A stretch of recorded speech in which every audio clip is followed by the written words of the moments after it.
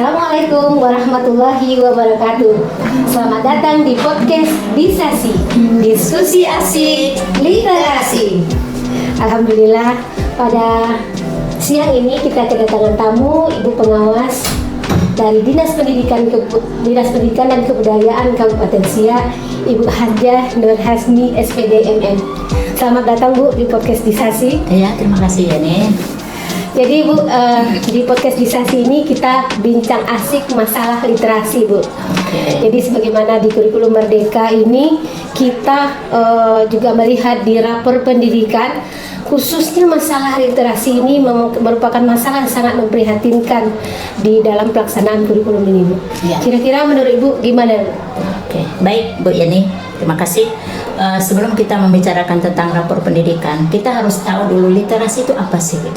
Nah, jadi literasi itu merupakan keterampilan membaca, menulis maupun berbicara. Jadi kita tidak boleh salah persepsi hanya membaca saja.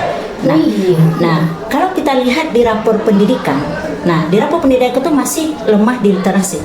Nah, mungkin kita melaksanakan membaca, namun kompetensi literasi kita masih rendah. Nah, oleh karena itu, jadi program literasi ini harus merupakan prioritas bagi kita. Nah, kenapa?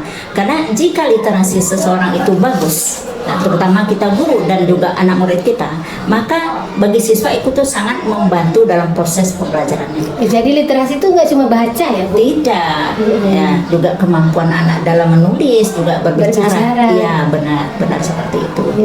Nah, itu memang sangat memprihatinkan. Jadi tidak hanya di sekolah kita saja yang masih kuning rapor pendidikannya. Iya Bu, literasi. kami masih kuning. Iya, benar. Yang dari tahun lalu mengalami peningkatan sedikit Bu.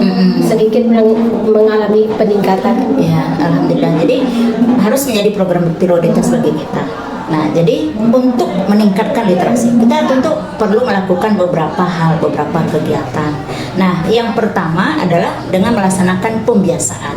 Nah, pembiasaan membaca itu kita jadwalkan, misalnya apakah setiap hari kita ambil 10 menit sebelum pembelajaran atau setelah pembelajaran, tapi kita laksanakan secara kontinu. Ya, jadi tidak hanya sesaat saja, tapi kita laksanakan secara kontinu. Nah, kemudian setelah itu tentu saja kita menyediakan buku-buku baik yang digital maupun non digital. Jadi kita menyediakan suatu program yang menarik Ya, benar, bagi anak kita, Ya. sehingga dia tertarik. Memang penting itu membaca. Benar. Kemudian juga mungkin fasilitas kita berusaha semampunya Ya. untuk memberikan fasilitas agar anak-anak memang meningkatkan kemampuan literasi mereka. Benar. Nah, selain dari itu Bu Ya, selain itu sekolah juga diharapkan melaksanakan kegiatan-kegiatan yang menunjang ke literasi. Contohnya ada lomba storytelling, kemudian ada lomba menulis pantun, menulis puisi, kemudian membuat karya tulis. Nah, bisa saja nanti kita lakukan di saat kegiatan project gitu. Nah, bisa saja kita lakukan itu. Ada kan lomba-lomba yang menarik. Kemudian kita bisa buat mading dan lain sebagainya. Nah, kemudian jangan lupa kita menggunakan IT, karena IT itu membuat siswa lebih tertarik. Yang kita harapkan itu adalah apapun program yang kita laksanakan di sekolah itu adalah program yang bermakna, yang sesuai dengan kehidupan anak kita sehari-hari. Karena bagaimanapun Ya. kita tidak bisa lari dan tidak bisa lepas dari masalah IT. Benar. Jadi agar IT itu bermanfaat secara positif, tentu mungkin itu kita manfaatkan lah. Benar.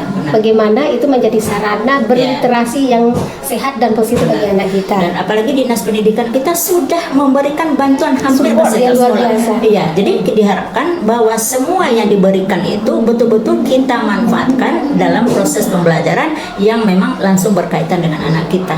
Jadi mudah-mudahan ya bantuan pemerintah itu memang benar-benar terlaksana dengan baik, sehingga proses pembelajaran akan meningkat dengan literasi, dan secara langsung itu akan meningkatkan kualitas pendidikan terutama di Kabupaten Siak. Demikian saja Bu Yani.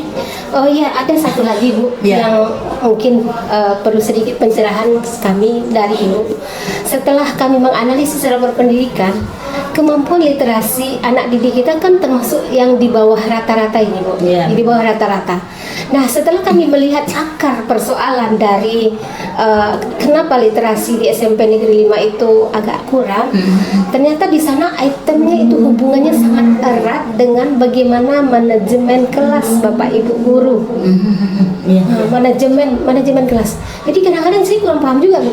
Baca, literasi, kok akar masalahnya di situ gitu, di bagaimana guru memanage gitu. Ya, oke. Jadi maksudnya tuh gimana? Ya, menurut saya Bu Yani, maksudnya manajemen kelas itu terutama nih wali kelas atau semua guru mater mengoptimalkan kemampuan literasi anak itu dengan misalnya menempelkan hasil karya anak dengan semenarik mungkin. Kemudian nanti bisa juga dalam menggunakan IT pakai Chromebook segala macam.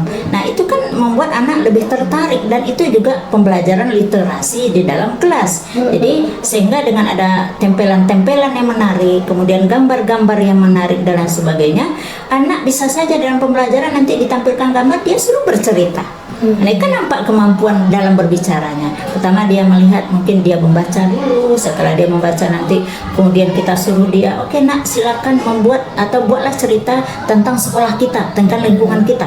Dia tentu akan belajar nulis. Setelah itu nanti suruh dia berbicara. Tidak mesti memikirkan hal yang aneh-aneh yang di luar jangkauan mereka. Benar, Di sesuai sekitar dengan mereka bisa bercerita, bisa menulis, berkarya, apa yang mereka lihat itu. Jadi proses pembelajaran itu sesuai dengan kebutuhan murid, kan itu. Jadi jangan yang jauh-jauh, jangan ceritakan yang di Jawa segala macam, yang di lingkungan sekolah kita. Itu akan lebih bermakna gitu, karena anak akan dapat pengalaman belajar. Jadi kita sebagai pendidik, baik saya sebagai pengawas, Bu Yani sebagai kepala sekolah maupun kita tim ya guru kita, memang berusaha menciptakan suasana literasi itu muncul gitu, baik dalam proses pembelajaran maupun di luar proses pembelajaran. Ya setidaknya di lingkungan sekolah. Begitu Bu Yani. Terima kasih banyak Bu atas masukan pencerahannya hari ini.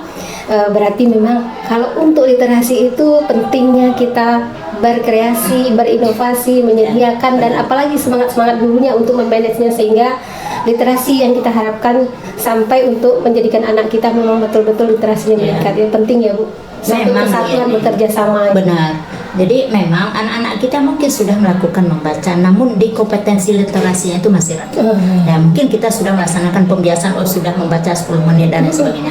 Namun ketika kita meminta dia berbicara, menyampaikan apa yang telah dia baca, itu anak kita masih kesulitan. Artinya kemampuan literasinya masih kurang seperti itu. Persis Bu. Seperti yang kemarin Ibu sampaikan mengenai keterampilan apa 21. Ya benar. Dia juga harus komunikasi gitu ya Bu. Nggak hanya sekedar dia baca, bekerja sama, mengkomunikasikannya juga ya Bu. Jadi tidak hanya di mapel bahasa Indonesia, bahasa Inggris saja, semua mapel seperti itu. Bahkan bisa kita laksanakan. Nah, yang penting niat kita. Kalau kita ingin maju, ya silakan kita berinovasi, jangan hanya berada di zona aman saja. Kita harus keluar dari zona aman itu. Jadi prinsipnya, if you want you can gitu. Kalau mau pasti bisa. Kalau kita udah niat bekerja keras, kan gitu. Jadi saya ingat ada 3 prinsip itu. Kita harus bekerja keras, bekerja cerdas dan bekerja ikhlas. Itu yang kita. Oke, terima kasih banyak. Demikianlah pemirsa podcast Desasi pada siang ini kita mendapatkan banyak pelajaran dari Ibu pengawas kita hari ini. Semoga untuk podcast hari ini bermanfaat. Amin. Terima kasih. Amin. Terima kasih Bu Yani. Terima kasih Bu sudah hadir di sini. Alhamdulillah. Assalamualaikum. Assalamualaikum warahmatullahi wabarakatuh. Waalaikumsalam.